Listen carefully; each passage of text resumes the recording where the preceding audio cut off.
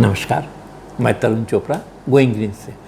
आज हम बात करेंगे कि किसी भी प्लांट की कटिंग से प्रूफ कैसे करेंगे और उसको बहुत अच्छा और ज़्यादा कामयाब बनाने के लिए हम उसमें क्या इस्तेमाल करेंगे। उसमें हम इस्तेमाल करते हैं rooting hormones. Rooting hormones roots के लिए स्टिमुलेटर है, प्रोमोटर है कहिए। ये रूट को जल्दी डेवलप करने में सहायक होता है, उत्प्रेरक होता है। काफ़ी ऐसे प्लांट हैं जैसे फाइकस है, इसमें एरियल रूट आ जाता है तो रूट खुद ही आ जाते हैं। ऐसे कई प्लांट हैं, कई फैमिली में ऐसे होती है। लेकिन जब हम कटिंग से प्लांट के रूट डेवलप करने की बात करते हैं तो उनमें बहुत हार्डी प्लांट ऐसे होते हैं जिनके रूट जल्दी नहीं आते हैं। वहाँ पे हमें रूटिंग हार्मोन्स बहुत फ़ायदा करता है और अच्छी क्वालिटी का रूट कम समय में अच्छा डेवलप करता है। अगर रूट अच्छा डेवलप होगा, स्वाभाविक है हमारा प्लांट बहुत अच्छा डेवलप होगा, उसकी क्वालिटी बहुत अच्छी होगी। रूटिंग हार्मोन्स मिलता कहाँ है? रूटिंग हार्मोन्स किसी भी नर्सरी में, गार्डन स्टोर में कहीं भी आपको मिल सकता है, अथवा ऑनलाइन वेबसाइट पे, ई कॉमर्स वेबसाइट पे आप सभी अगर इस्तेमाल करते हैं, वहाँ कहीं भी आपको अच्छी क्वालिटी का रूटिंग हार्मोन्स मिल जाएगा। रूटिंग हार्मोन्स मार्केट में कई तरह के मिलते हैं, उसमें भी 1, 2, 3 इस तरह के ग्रेड बने होते हैं जो कि आमतौर पे प्लांट की कटिंग सॉफ्ट हो, हार्ड हो, प्रूनिंग कैसी हो, उसके लिए इस्तेमाल करते हैं। हम जो आज इस्तेमाल करने वाले हैं वो है गोइंग ग्रीन्स का रूटिंग हार्मोन्स, जो कि सिर्फ एक ग्रेड में है और ये हर पौधे के लिए, हर कटिंग के लिए सूटेबल है। इसके बाद अब हम बात करेंगे कटिंग के सिलसिले में। हमने आज बोगनविलिया की कुछ कटिंग तैयार की है, मैंने गार्डन से अभी ताज़ा तोड़ा है, कटिंग किया है। इसके लिए प्रमुख 2-3 बिंदुएँ और होती हैं। एक तो स्टेम जब भी हम लें, ताज़ी कटिंग लें, प्लांट की ताज़ी कटिंग लें, कम से कम एक पतली उंगली मोटाई उसकी होनी चाहिए। तीसरी बात आती है कि इसकी कम से कम 9 से 12 इंच की लंबाई की स्टेम को ही हम इस्तेमाल करेंगे। इस्तेमाल करने के बाकी विशेष तरीके और ये हम आपको अभी बताते हैं। आप देखिए कि हमने ये कटिंग को ले लिया है, नई कटिंग हमने ली है, बोगनविलिया की फ्रेश कटिंग ली है और इसके अब हम छोटे छोटे टुकड़े करेंगे। जैसा मैंने आपको बताया 9 इंच से 12 इंच के बीच के हम टुकड़े करेंगे। टूल्स को स्टेलाइज ज़रूर कर लें। मैंने हाइड्रोजन पेरोक्साइड से इस टूल को स्टेलाइज कर लिया है। इसका कारण ये होता है, अगर इसमें किसी तरह का कोई जर्म्स होता है तो हमारे डेवलप होने वाले रूट्स पे इनका कोई बुरा असर नहीं होता है। हम इस तरीके से करीब 9 से 12 इंच के बीच की कटिंग लेते हैं। ये लगभग 9 से 12 इंच की कटिंग है और मैं इसकी कटिंग तैयार कर रहा हूँ। जब भी आप कटिंग लें तो बहुत शार्प सीजर से लें ताकि एक ही बार में आपकी प्लांट की कटिंग हो जाए। ये जो लीव्स आ रही हैं इनको भी कट करके हटा दें, इनकी हमें कोई आवश्यकता नहीं है। टॉप में एक आध हमने छोड़ दिया है।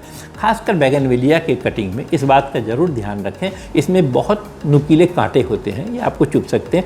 इनको भी आप काट के हटा दें इसी टूल्स की सहायता से। ये मैंने काट दी है।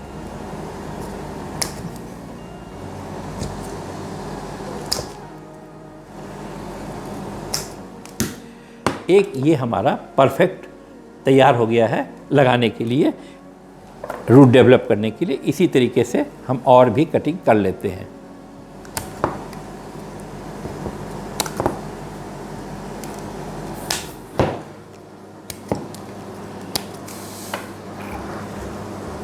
ये हमने कुछ कटिंग की है। अगर आपके पास इस तरह की कोई चाकू है, इसको भी आप स्टेलाइज करें और इसकी 1/2 इंच को कम से कम इस तरीके से नीचे से हम छील के हटा लेते हैं। इससे भी हमें मदद मिलती है रूट्स को जल्दी ग्रोथ होने में। ये मैंने सभी प्लांट के कटिंग की इस तरीके से थोड़ी सी सफाई कर ली है।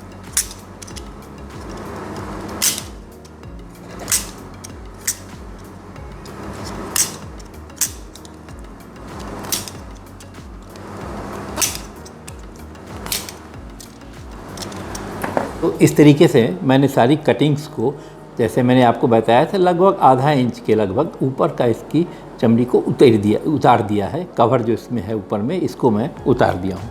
अब रूटिंग हार्मोन्स के इस्तेमाल की जो सही तरीका है वो ये है कि कभी भी डब्बे के अंदर डिप करके रूटिंग हार्मोन्स को हम प्लांट के स्टेम में नहीं लगाते हैं। इसके लिए सबसे बेहतर होता है, मैंने ये रूटिंग हार्मोन्स को लिया, सील खोला इसकी,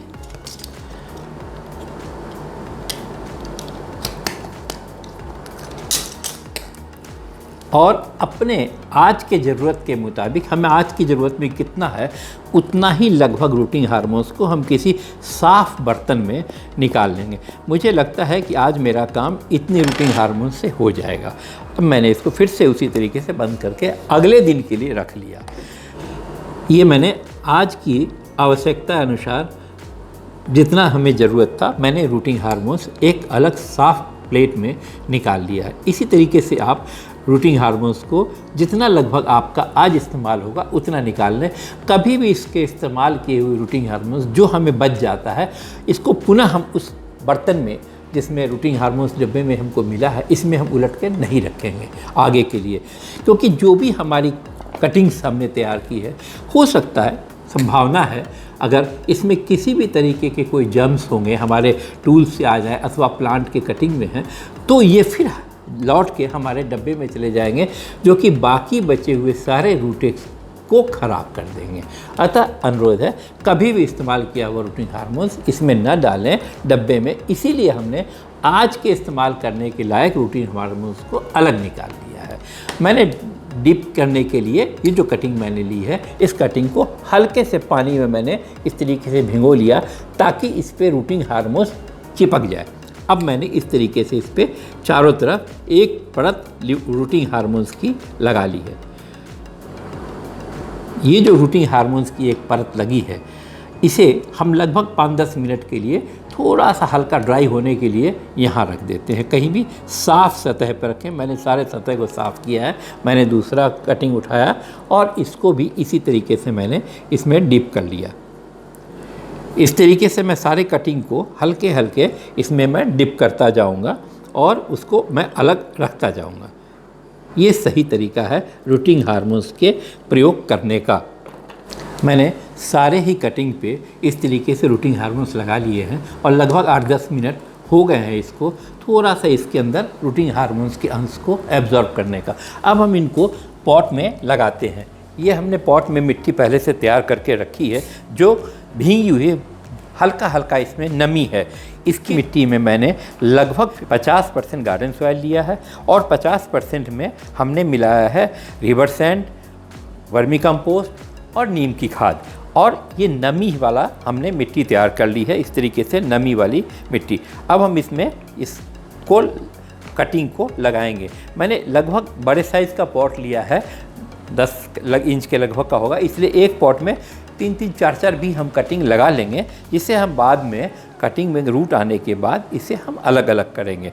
तो सिंपल बहुत साधारण तरीका है, बस हमने यूँ हाथ से ही थोड़ा सा होल बनाया और इसको धीमे से इसमें रख करके मिट्टी को दबा दिया ताकि इसमें कोई एयर बबल वगैरह ना हो। जब भी आप लगाएं इसे थोड़ा सा कर्व करके लगाएं, बिल्कुल सीधा इस तरीके से ना खड़ा करें।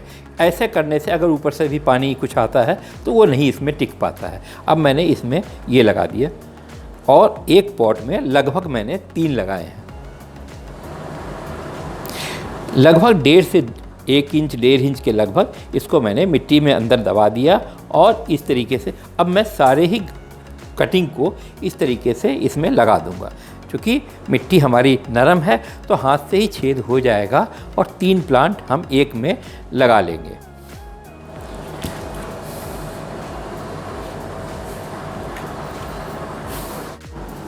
तो हमने सारे कटिंग्स को इस तरीके से पॉट में लगा दिया है। एक एक पॉट में मैंने 3-3 लगाए हैं और इसकी जड़ों के पास थोड़ी सी मिट्टी को हम दबा देते हैं ताकि इसमें किसी भी तरीके से एयर बबल्स ना रहे। और हफ्ते में एक बार थोड़ा सा स्प्रे से हम पानी ज़रूर छिड़काव कर दें ताकि इसमें नमी बनी रहे।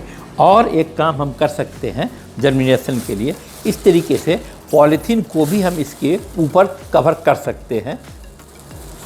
कोई आवश्यक नहीं है, इसको भी आप इस तरीके से कवर करके और किसी डोरी वगैरह से अगर इसको भी बांध देते हैं और जब आपको 15-20 दिनों में नज़र आ रहा है कि इसकी कटिंग में लीव्स आने लगी है तो आप इसको कट करके हटा दीजिए। उससे क्या होगा कि आपको पता लगेगा अगर लीव्स आने लगी है नई, तो इसका मतलब है कि रूट्स अच्छा डेवलप कर गया है। इस तरीके से मैंने सारे ही पॉट में ये एक पॉलीथीन को बांध दिया है और इसे सेमी सनलाइट में डायरेक्ट धूप ना आवे, अगर कहीं भी थोड़ा हल्का शेड हो या जहाँ से रोशनी कम आती हो छिद करके, वहाँ इसे हम रख देंगे।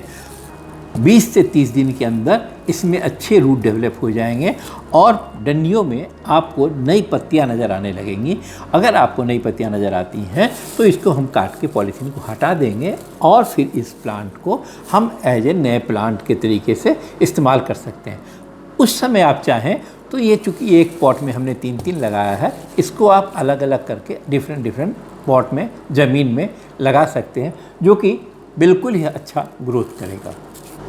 आज आपने देखा कि रूटेक्स के मदद से जो रूटिंग हार्मोन्स है और गोइंग ग्रीन्स ब्रांड का है, इसकी मदद से हम कटिंग से अच्छा रूट डेवलप करने के लिए कैसे इस्तेमाल कर सकते हैं रूटेक्स को और कैसे इसके हम अच्छी ग्रोथ पा सकते हैं रूट्स में। हमें आशा है कि आपको मेरा ये वीडियो अच्छा लगा हो। अगर आपको मेरा वीडियो अच्छा लगा है तो लाइक करें, सब्सक्राइब करें और बेल की घंटी अवश्य बजाएं ताकि मेरे आने वाले नए वीडियो आपके पास सबसे पहले पहुंचे। धन्यवाद।